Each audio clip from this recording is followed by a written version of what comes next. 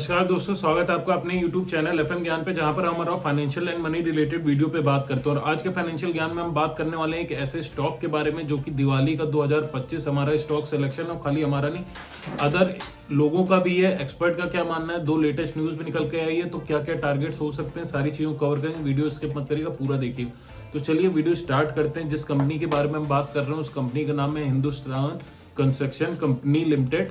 और इसकी खास बात यह है कि ये 50 रुपए के नीचे स्टॉक ट्रेड कर रहा है 27 रुपए के करीब में। तो आपके अगर हम बात करें जेब के अनुसार भी कोई दिक्कत वाली बात नहीं है।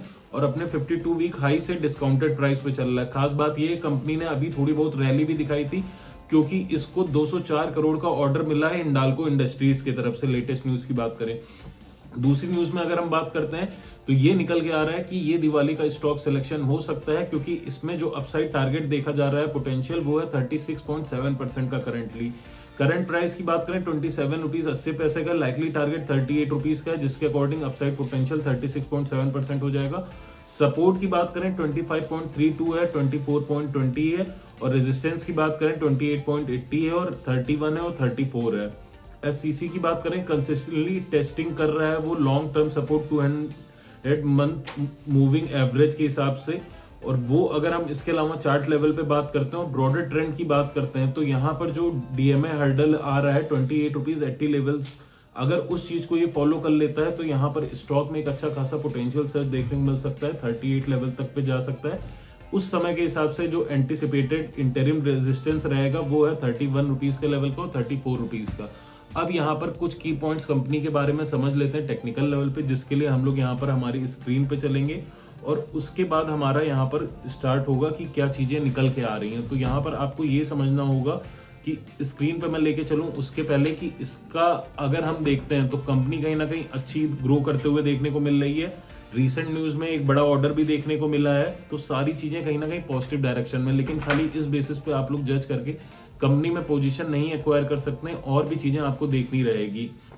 दूसरी एक चीज मैं यहाँ पर और बताना चाहूंगा कि पूरा वीडियो देखिएगा, ये समझने के लिए आपको बाय करना है, होल्ड करना है, सेल करना है।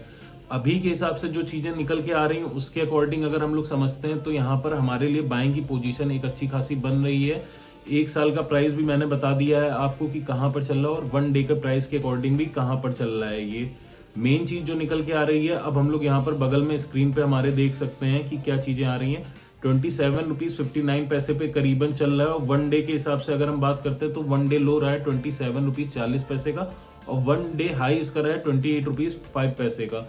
अब इसके बाद बात करते हैं कि यहाँ पर क्या चीजें निकल के आ रही है। कंस्ट्रक्शन एंड इंजीनियरिंग में कंपनी डील करती है, स्मॉल कैप कंपनी है। मार्केट कैप जो है वो 5000 करोड़ के करीब का है। अब अगर 1 ईयर लो और 1 ईयर हाई की बात करें, 1 ईयर लो रहा है 21 रुपीज 97 पैसा, 37% का निगेटिव रिटर्न देखने को मिला है। 1 ईयर हाई रहा है 47 रुपीज 85 पैसा। अब कंपनी के फाइनेंशियल्स पे नजर डाल लेते हैं। पिछले अगर 3 साल का डाटा देखेंगे 2023, 24, 25 में, तो आप देखेंगे टोटल रेवेन्यू 2023 में 8767 करोड़ का था। वो घट के 2024 में 8031 करोड़ का हो गया, और ये 2025 में और घटा 6256 करोड़ हो गया। नेट इनकम की अगर हम यहाँ पर बात करते हैं तो -27.84 करोड़ था 2023 में। 2024 में ये बढ़ के 478 करोड़ हुआ, लेकिन 2025 में अगेन ये गिरते हुए देखने को मिला, 112.63 करोड़ हो गया। बट यहाँ पर आपको समझना होगा कंपनी जो है एक्सपेंशन के मोड पे है। एसेट में भी बहुत ज्यादा इनका पैसा लगता है, क्योंकि कंस्ट्रक्शन कंपनी है, प्लस एक्सपेंशन जो हो रहा है, प्लस ऑपरेशन, इसकी वजह से दिख रहा है। बट आपको ये चीज देखनी होगी कि जो नेट इनका निगेटिव में गया हुआ था प्रॉफिट, अगर हम बात करते हैं नेट इनकम की 2023 में, वहां से ये लोग अच्छे से बढ़ते हुए देखने को मिला, और ईपीएस भी बढ़ते हुए देखने को मिला है। अब कंपनी के शेयर होल्डिंग पैटर्न के बारे में बात करें, प्रमोटर्स की होल्डिंग 16.71% है, जो कि प्लेज भी है। अदर डोमेस्टिक इंस्टीट्यूट की बात करें 6.13% है। म्यूचुअल फंड की बात करें 0.66% है। फॉरेन इंस्टीट्यूट की बात करें 9.59% है।